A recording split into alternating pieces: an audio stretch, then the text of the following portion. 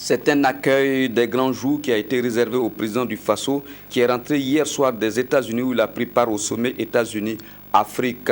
Des centaines de jeunes, des structures et mouvements associatifs se sont mobilisés à l'aéroport international de Ouagadougou pour exprimer leur soutien au chef de l'État. Reportage avec Aboubakar Sagnon.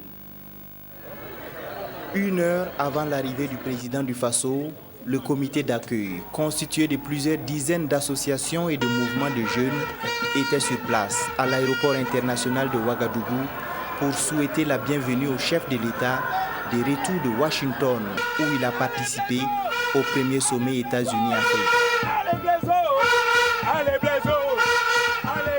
Nous sommes là ce soir effectivement pour accueillir son Excellence Monsieur le Président du Faso parce que nous avons senti en lui un homme qui a un grand amour pour sa nation, un homme qui s'est engagé pour sa nation. Ambiance beaucoup plus sereine au salon présidentiel où attendent autorités politiques et coutumières. À 22h10, le pic du Naouri se stabilise sur le tarmac. Le président du Faso descend les marches de la passerelle. Il est accueilli par le Premier ministre Luc Adolphe Thiaw en présence de l'ambassadeur des États-Unis au Burkina Faso, du président de l'Assemblée nationale et de bien d'autres personnalités, responsables de structures associatives et chefs coutumiers. À l'extérieur de l'aéroport, c'est une foule de grands jours qui ovationne le président du Faso. Tous sont venus lui témoigner de leur soutien pour ses actions en faveur de la paix, de la stabilité et de la démocratie. Avant tout, c'est notre chef d'État. Il est souverain, il a été élu par le peuple. Il est de mon devoir de venir, ne serait-ce que pour l'accueillir, parce que je me dis que c'est une deuxième fois. Une première fois, il partait à Marcoussis, je me suis dit il partait pour un combat. Il vient de revenir d'un combat. Il va de soi que je vienne, ne serait-ce que lui dire merci. Avec le choix de cette jeunesse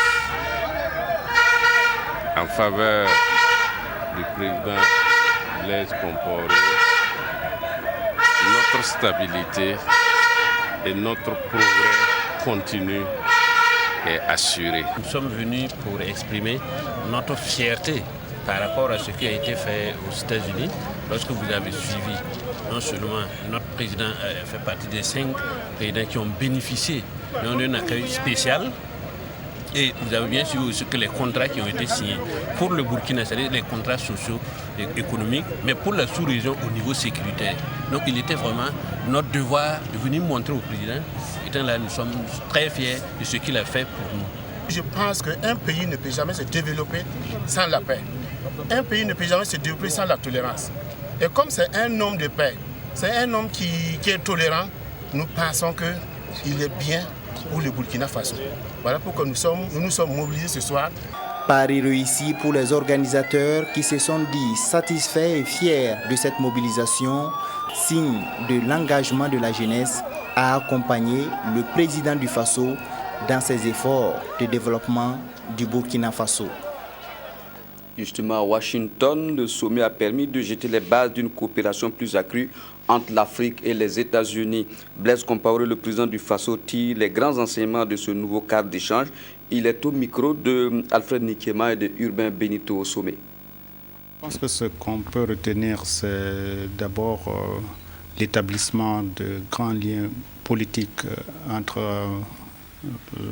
le gouvernement américain, donc le président Obama et les chefs d'État africains en ce qui concerne leur engagement à s'associer pour l'organisation d'un développement économique international plus équilibré, mais aussi l'engagement des 2 régions à assumer des responsabilités collectives en matière de stabilité et bien sûr de sécurité pour le continent africain.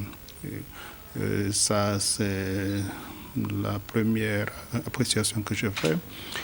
L'autre élément, c'est bien sûr la rencontre entre les secteurs privés des 2 régions. Je crois que c'est aussi un élément fort de cette rencontre, à savoir que l'Afrique qui a besoin, sur le plan économique,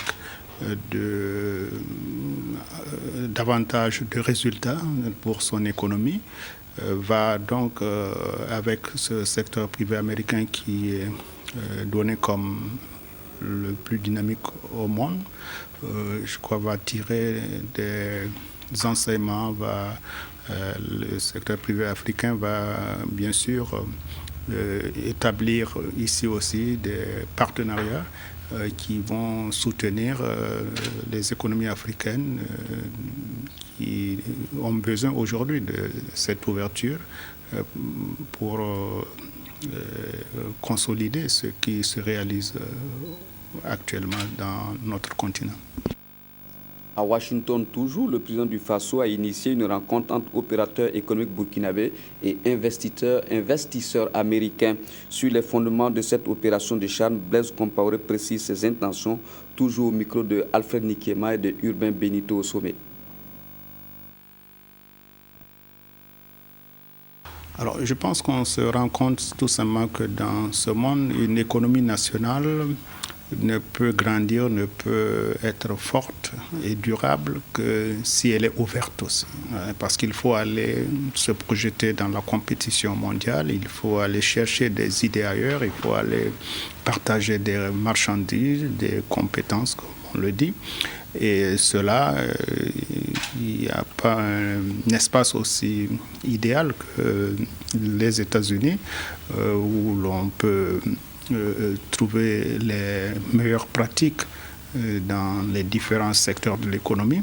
Et je crois qu'il était bon que nous puissions encourager notre secteur privé à se rapprocher de ces hommes d'affaires d'Amérique pour mieux comprendre aussi comment ils sont arrivés à ce stade, mais aussi les opportunités que leur offre justement cette collaboration, ce partage avec les Américains.